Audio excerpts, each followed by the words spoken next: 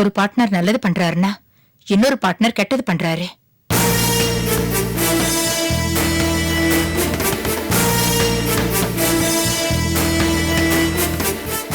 பெரிய பிசினஸ் மேக்னேட்டா, ரொம்ப வளர்ந்துட்டான். என்கிட்டயே பிசினஸ் கத்துக்கிட்டு எனக்கே இப்ப வேடிக்கை காமிக்கிறான். உண்மையாவே என்ன மதிக்கிறவனா இருந்தா காலில் விடுத்து ஆசீர்வாதம் கேட்டுக்கணும். கையா குலுக்குறான். அதானே, அவர் உண்மையிலேயே உங்களை மதிக்கிறவரா இருந்தா அவர் அப்படி செய்வாரா? புதுசா வந்த வாழ்வு. மாமா இது அவரா பண்ணிருக்க மாட்டாரு. கண்டிப்பா அந்த சாந்தி தான் தூண்டி விட்டுருப்பா. ஆமாமா, எல்லாத்துக்கும் அந்த மகராசி தான் காரணம். ஊர்ல வேற இடமே இல்லையா? நீங்க பிரசிடண்டா இருக்கிற இடத்துக்கு தான் வரணுமா? இதெல்லாம் வேணும்னே பண்றதானே? ஆமா, வேற என்ன? பாருடா இருக்கே, உன்னையும் தாண்டி வந்துட்டேங்கிற திமிரு. அப்படி வளர்ந்தா உங்களுக்கு தானே பெருமை. அது எப்படி அத்தை? அப்பாக்கு அனுசரிச்சு போறவர் தானே புள்ள. அவன் புள்ளியே இல்ல, அவன் பேச்சு எடுக்காதுங்க. இந்த தனியா விடுங்க போங்க.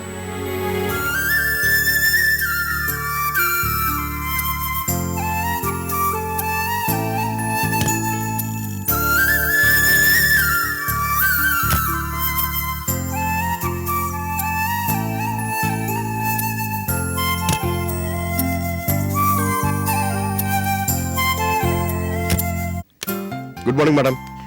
Good morning. நேத்து வரைக்கும் அப் டு டேட்டா வரவு செலவு கணக்க பார்த்து வச்சிருக்கேன். ஓகே. நீங்க பாத்துட்டீங்கன்னா இது ஆடிட்டர் ஃபைல வச்சிருவேன். 10 நிமிஷத்துல இந்த வேலை முடிஞ்சிரும். அப்புறமா பாக்குறேன். சரி மேடம். வச்சிருங்க.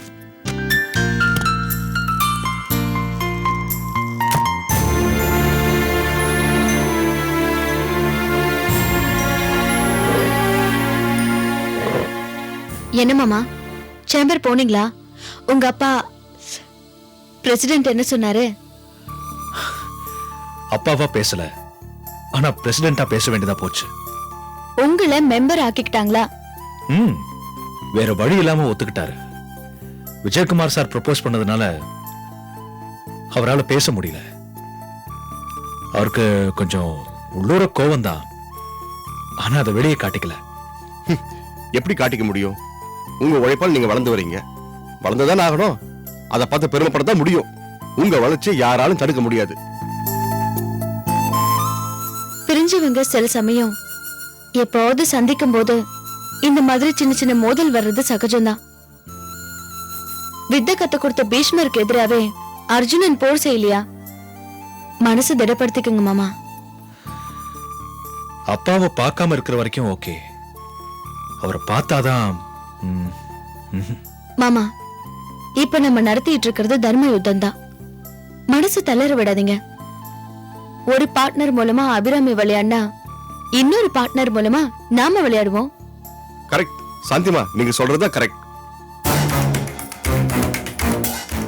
ஆனா அபிராமி என்ன நினைப்பான்னு தெரியலையே. உங்களுக்கும் உங்க அப்பாவுக்கும் நடக்கிற சண்டையை பார்த்து அவ நிச்சயமா சந்தோஷம் தான் படுவா. மத்தவங்க சந்தோஷமா இருந்தா அவங்களுக்கு பிடிக்காதே. இனிமே அவளுக்கு பிடிக்காததுதான் நடக்கும்.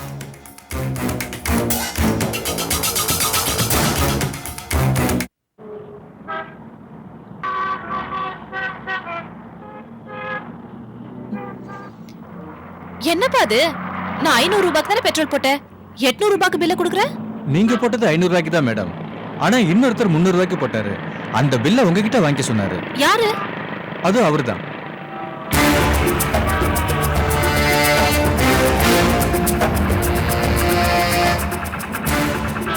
மேடம், நான் தான் tata. Tata madam, tata madam, tata. ஏய், சொன்னா இன்னைக்கு ஷாம்,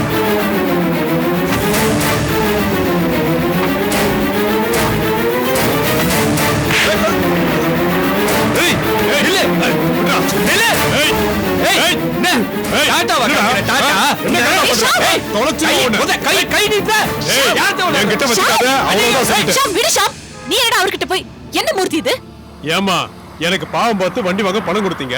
நானும் வேற எதுவும் செலவு பண்ணாம வண்டியை வாங்கிட்டேன். அதுக்கு பெட்ரோல் போட வேணாமா? 500 ரூபாய் நோட்டை எடுக்கிற மாதிரி தான் இருக்கு. ஆனா அரை மணி நேரத்துல காணாம போயிடுதே. விலைவாசி ரொம்ப தாமா ஏறி போச்சு. இது உனக்கே கொஞ்சம் ஓவரா தெரியல? இல்லம்மா, என் வாயால நிறைய கேட்க வர மாட்டேங்குது. வந்தா கேட்டுருவேன். நான் என்ன கம்மியா தானே கேக்குறேன். அபிராமி அம்மா, உங்களுக்கு வரப்போறது கடல் அளவு சொத்து. எனக்கு கையளவு மொண்டு ஊத்துனா கடல் ஒண்ணும் வத்திராத. பாரு இந்த ஆளு எவ்வளவு பேசுறா பாரு. நான் பேசுறதும் பேசாததும் உங்க கையில தான் இருக்கு. உங்களை நினைச்சா எனக்கு கஷ்டமா தான் இருக்கு. அடிக்கடி காசு கேட்டு உங்களை தொந்தரவு பண்றேன்னு மனசுக்கு உறுத்தலா தான் இருக்கு. அதனால நானும் ஒரு முடிவுக்கு வந்துட்டேன். என்ன ஊரை விட்டு ஓடி போறியா? இல்ல இந்த ஊர்லயே நிரந்தரமா ஒரு வீட்டுல தங்க போறேன்.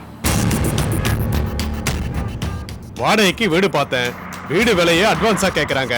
அதனால ஒரு பிளாட் வாங்கறதா முடிவு பண்ணிட்டேன்.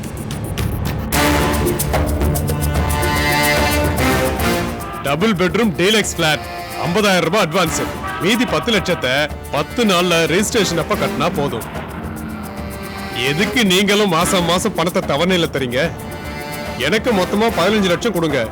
நான் உங்க வழியிலேயே வரமாட்டேன். 11 லட்சம் தானே பிளாட், அப்புறம் உனக்கு எதுக்கு 15 லட்சம்? 4 லட்சம் ரூபாய பிக்ஸட் டெபாசிட்ல போட்டுருவேன். என்ன மேடம் கணக்கு தெரியாத ஆளா இருக்கீங்க? மேடம் பணம் எப்ப தர்றீங்க?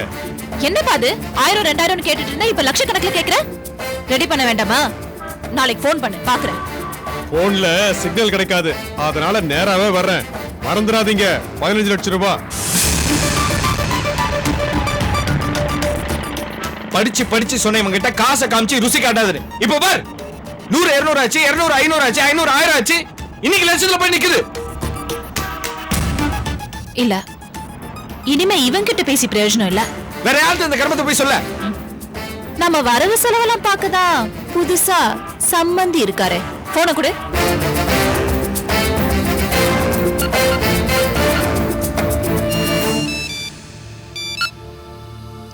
ஹலோ. ஹலோ, நான் அபிராமி பேசுறேன். சொல்லுங்க சம்பந்தி. ரம்யா எப்படி இருக்கா? ரம்யாக்கு என்ன ஃபர்ஸ்ட் கிளாஸா இருக்கா. அவங்க மாமியார் அவளுக்கு ஃபுல் சப்போர்ட். மொத்தத்துல நான் ஒதுங்கி நிக்கிறேன். சந்தோஷம் தானே? அவளுக்கு சந்தோஷமா தான் இருக்கும். ஆனா எனக்கு தான் இங்க மூர்த்தியோட டார்ச்சர் தாங்கல. என்ன பண்றான்? அவன் கணக்கு வழக்கு இல்லாம என்கிட்ட காசு கேக்குறான். முதல்ல ஒரு 2 வீலர் கேட்டான், அதை நான் வாங்கி கொடுத்துட்டேன். உங்களை டிஸ்டர்ப் பண்ண வேணான்னு பார்த்தேன். ஆனா இப்போ பிளாட் இல்ல கேக்குறான், அது 15 லட்சம் ரூபாய். அவன் சொன்ன தாங்க முடியல. கவலைப்படாதீங்க, நான் பாத்துக்கிறேன்.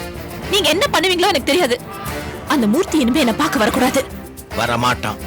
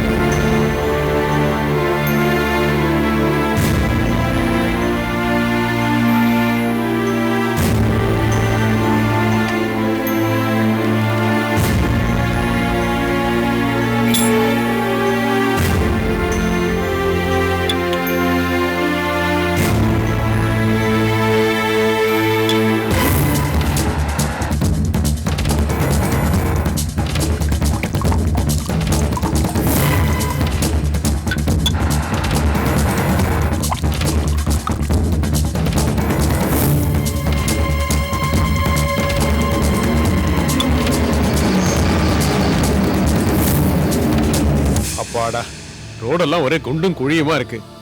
உடம்பெல்லாம் ஒரே வலியா இருக்குது. இனிமே இந்த பைக் ஒத்து வராதுப்பா. அபிராமி கிட்ட சொல்லி ஒரு ஏசி கார் கண்டிப்பா வாங்கணும்.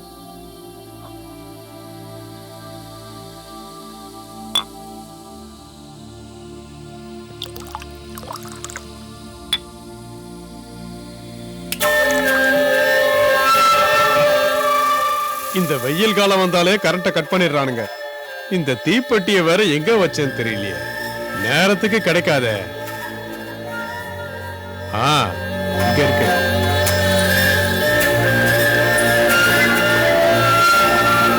ஐயோ,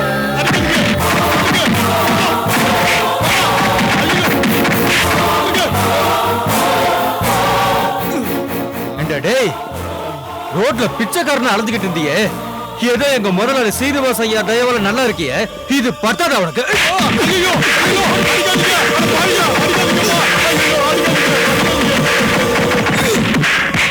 டேய், என்ன பிளாக்மெயில் வேலையா பண்ற? எங்க சீனிவாச ஐயாவோட இவ்வளவு நல்லா இருக்கிய அது பத்தலையா அவனுக்கு? ஏய் அதிகமா பேசுன உட்றா டென்ஷன் ஆகுதுடா. நீ உட்காரு குரு, உட்காரு பாத்து உட்காரு. இந்த பாரு, அவரா செய்வாரு. நீ அடிக்கடி கேட்டேன்னு வச்சுக்க, நாங்க இப்படி கொடுக்க வேண்டியிருக்கோம். எப்படி வசதி? சாப்பிடு சாப்பிடு அடிங் சாப்பிடுங்கறாங்கல்ல, சாப்பிடு.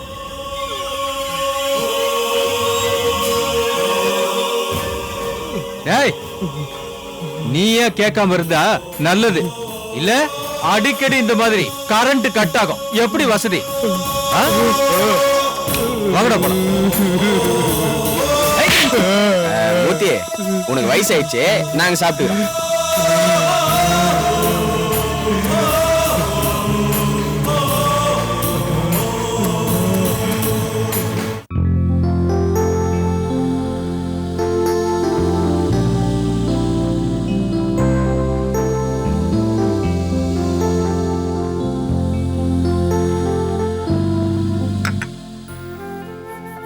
Good morning sir. தினேஷ், உட்காருங்க. காப்பி சாப்பிடுறீங்களா? இல்ல சார், சாப்பிட்டு தான் சார் வரேன். என்னாச்சு? உங்க கேஸ் தான் முடிஞ்சு போச்சே. Any problem? ப்ராப்ளம்லாம் ஒண்ணும் இல்ல சார். உங்களை தனிப்பட்ட முறையில சந்திச்சு தேங்க்ஸ் சொல்லிட்டு போலாம் தான் வந்தேன். No formalities. இன்ஃபேக்ட் ஒரு நிரபராதிக்கு தான் நான் வாதாடி இருக்கேன். அதுவே எனக்கு சந்தோஷம். பணத்துக்காக குற்றவாளிகளுக்கு சப்போர்ட் பண்ற இந்த காலத்துல really you are great sir. நம்ம இந்தியன்ஸ் ரொம்ப சென்டிமெண்ட்ஸ் பார்க்கறவங்க. அதுவும் south Indians a lot more sentimental. Don't be emotional always. இப்ப பிசினஸ் எப்படி இருக்கு? வேற தொழில் பண்ணலாம்னு இருக்கேன் சார். பிரச்சனை வந்ததும் வேற தொழில் செய்யறதுன்னா அந்த தொழில பிரச்சனை வராதா? தெரிஞ்ச தொழில் செய்யறதான் புத்திசாலித்தனம். எல்லா தொழிலையும் திவ்யாவும் கந்து வெட்டிக்காரங்களும் வெவ்வேறு ரூபத்துல வருவாங்க. அதனால don't change your profession. Okay sir. Sir, இப்ப நான் உங்களை பார்க்க வந்தது நன்றி சொல்லத்துக்கு மட்டும் இல்ல சார். கந்து வட்டிக்காரனே என்கிட்ட சொல்லியிருக்கான், அவன் தான் திவ்யாவை என்கிட்ட வேலைக்கு சேர்த்தேன்னு. அதுக்கப்புறம் அவங்க ஆளுங்களை வச்சே அவளை கொலை செய்ய வச்சிருக்கான். அதுக்கப்புறம் அவங்களே போலீஸ்ல சரண்டர் பண்ண வச்சிருக்கான். ஆமா, அதனாலதான் நீங்க விடுதலையா இருக்கீங்க. எனக்கும் அந்த கந்து வட்டிக்காரனுக்கும் எந்தவித பகையும் இல்ல, முன் விரோதம் இல்ல, தொழில எந்த போட்டியும் இல்ல. இப்படி இருக்கும்போது அவங்க ஏன் சார் திவ்யாவை என் ஆபீஸ்க்கு அனுப்பணும்? அதனால என்ன சொல்ல வர்றீங்க? சார், திவ்யாவுக்கு பின்னாடி அந்த கந்துவட்டிக்காரர் இருந்த மாதிரி அந்த கந்துவட்டிக்காரனுக்கு பின்னாடி யாரும் இருக்காங்க சார். அவங்க யாரு நாம கண்டுபிடிக்கணும். என்னப்பா சொல்ற? ஆமா சார், கான்பிடென்ட்டா சொல்றேன். அந்த கந்துவட்டி ஆள யாரோ தூண்டி விட்டு இருக்காங்க. சரி, நான் இத பத்தி யோசிக்கிறேன். நன்றி சார்.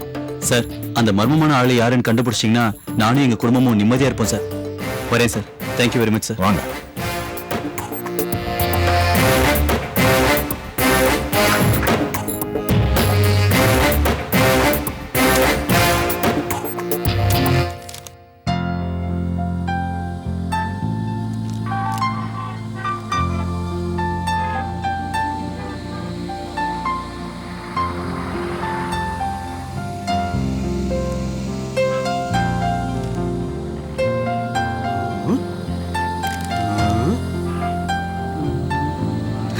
அர்ஜுன், இங்க பாருப்பா, நம்ம கடைக்கு புது கஸ்டமர் ஒருத்தர் வந்திருக்காரு.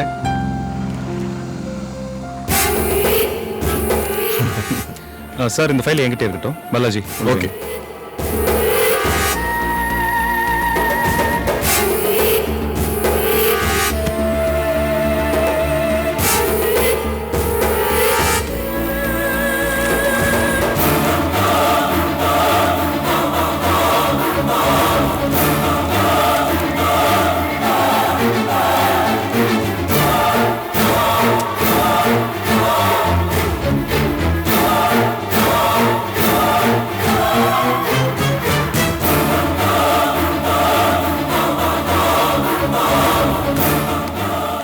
Welcome, Arjun.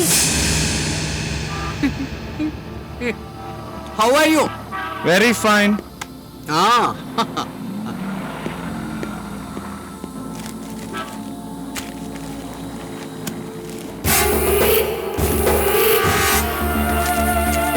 இருக்கும் இடத்தை விட்டு இல்லாத இடம் தேடி எங்கெங்கோ அலைகிறார் ஞான தங்கமே. அவர் ஏதும் அறியாதடி ஞான தங்கமே.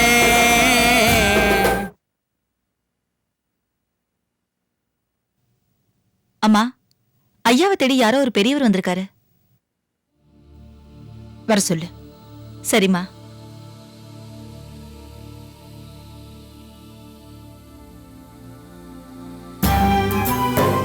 வாங்க, உள்ள வாங்க. சரிம்மா.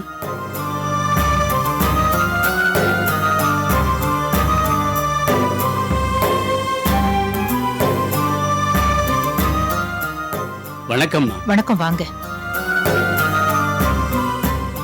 ஞாபகம் இருக்குங்களா? ஆனா நீங்கெல்லாம் ராஜுவோட? ஆமா, சொந்தக்காரர்.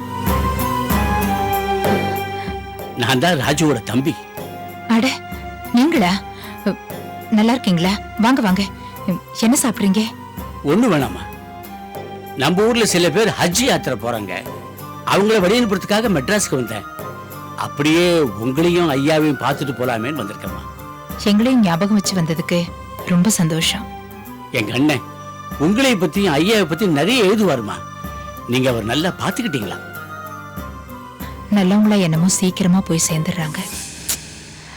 நம்ம கம்பெனில ஆபீஸ் ஸ்ட்ரென்த் எல்லாம் குறைக்கணும். நான் சேம்பர்லயே அதை தான் சொல்லிட்டு இருக்கிறேன் இப்போ. அடே, ராஜு தம்பி, இவன் எதுக்கு இப்ப வந்திருக்கான்? வாங்கய்யா வாங்க. எப்படி இருக்கீங்க? நல்லா இருக்கீங்களா? நல்லா இருக்கு. ராஜு யாரு தெரியுதா? ம், மனுஷனுக்கு மறதி மட்டும் இல்லைன்னா பழைய நினைவுகள்லயே மூழ்கி இருக்கலாம். உங்களை பார்த்ததும் ராஜுவோட இருந்த அந்த பழைய நாள்லாம் ஞாபகத்துக்கு வருது. உங்களை ஞாபகப்படுத்தி கடைசியா அவர் கைப்பிடி எழுதின லெட்டரும் கொண்டு வந்திருக்கேன். அடிக்கடி டைரி எழுதுற பழக்கமும் உண்டு எழுதியிருக்காரு.